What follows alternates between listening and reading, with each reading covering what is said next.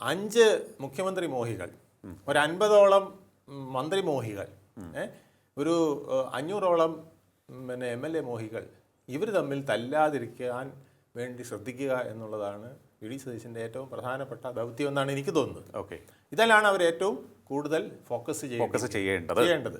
ഏറ്റവും പ്രധാനപ്പെട്ട അവരുടെ ജോലി അതായിരിക്കുമെന്നാണ് എനിക്ക് പ്രധാനമായിട്ടും തോന്നുന്നത്. അതെ, കാരണം ഈ ഒരു ഇക്വേഷൻ കറക്റ്റാക്കി നല്ല സ്ഥാനാർത്ഥികളെ മുന്നോട്ട് കൊണ്ടുവരാൻ കഴിഞ്ഞില്ലെങ്കിൽ വലിയ ബുദ്ധിമുട്ടാവും. സ്ഥാനാർത്ഥികൾ വളരെ ഇമ്പോർട്ടൻ്റ് ആണ്. കാരണം ഈ തദ്ദേശ തെരഞ്ഞെടുപ്പിൽ നമുക്ക് തിരുവനന്തപുരം നഗരസഭയുടെ കാര്യത്തിന് എടുത്താൽ 10 നിന്നും 19 എത്തുമ്പോൾ അതിൽ ഏറ്റവും പ്രധാനപ്പെട്ടത് കെ മുരളീധരൻ വന്നു. കെ മുരളീധരൻ ആദ്യം തന്നെ യാതൊരു തർക്കത്തിനും വിവാദത്തിനും ഇട നൽകാതെ സ്ഥാനാർത്ഥി പട്ടിക പ്രഖ്യാപിച്ചു ആദ്യഘട്ടം. അതിനുശേഷമാണ് ചില പൊട്ടലും ചേറ്റലൊക്കെ വന്നത്. ഓക്കെ, അത് നമുക്ക് കോൺഗ്രസിനെ സംബന്ധിച്ച് പറയുകയാണെന്നുണ്ടെങ്കിൽ അത് വളരെ കുഞ്ഞ് പ്രശ്നങ്ങൾ മാത്രമാണ്. അപ്പോൾ അത് വളരെ പ്രധാനപ്പെട്ടതാണെന്ന് തോന്നുന്നു. ഏറെ പ്രധാനപ്പെട്ടതാണ്. ഇപ്പോൾ ശബരിനാഥനെ കൊണ്ടുവന്നില്ലെങ്കിൽ കവടിയാർ സീറ്റ് തീർച്ചയായിട്ടും BJPക്ക് പോകുമായിരുന്നു. അപ്പോൾ BJP നിഷ്പ്രയാസമായിട്ട് ഇവിടെ ഭരിക്കുമായിരുന്നു. അപ്പോൾ അത് ചില സ്ഥാനാർത്ഥികളെ ചിലയിടത്ത് ഇടുന്നതിൽ വലിയ ഘടകമുണ്ട്.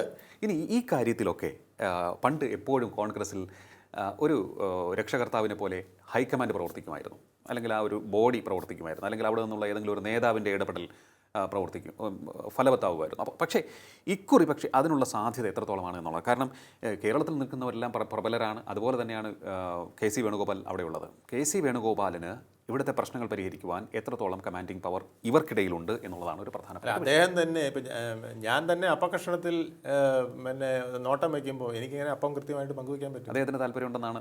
തീർച്ചയായിട്ടും അദ്ദേഹത്തിന് താല്പര്യം ഉണ്ടാവുമല്ലോ. കാരണം ആ ലക്ഷണങ്ങൾ അദ്ദേഹം പലപ്പോഴും കാണിച്ചല്ലോ. പിന്നെ അത് നിന്ന് അദ്ദേഹം മാറി നിൽക്കണം. നമുക്കൊരു അപ്പം പങ്കുവയ്ക്കണമെങ്കിൽ നമുക്ക് അപ്പം കിട്ടണം ആദ്യം. എനിക്ക് വേണമെന്ന് തോന്നരുത്. നമ്മുടെ 3 പിള്ളേർക്കായിട്ട് ഇത് വിധിച്ചു കൊടുക്കണം എന്ന ചിന്തയുണ്ടെങ്കിൽ അത് കറക്റ്റായിട്ട് ഞാൻ മുറിക്കും. ഇല്ലെങ്കിൽ ഒരു അരയും ഇതൊക്കെ അവിടെ മിച്ചം വെച്ചേക്കും എനിക്ക് എടുക്കാനായിട്ട്. മനസ്സിലായില്ലേ? അപ്പോൾ ആ ഒരു വിധത്തിൽ വരാതെ ഒരു ലീഡർഷിപ്പ്, അതായത് കേന്ദ്ര നേതൃത്വത്തിൻ്റെ സപ്പോർട്ട് ഇവിടെ വി.ഡി. സതീശനും മുരളീധരനും ഉണ്ടാക്കിയിരിക്കുന്ന ആ ടീമിന് കൊടുത്താൽ, രമേശ് ചെന്നിത്തലയും നിശബ്ദനായി നിൽക്കുക തോന്നുന്നു, ആ ടീമിന് കൊടുത്താൽ ഒരുപക്ഷെ അവർക്ക് UDFനെ അധികാരത്തിലെത്തിക്കാൻ സാധിക്കും.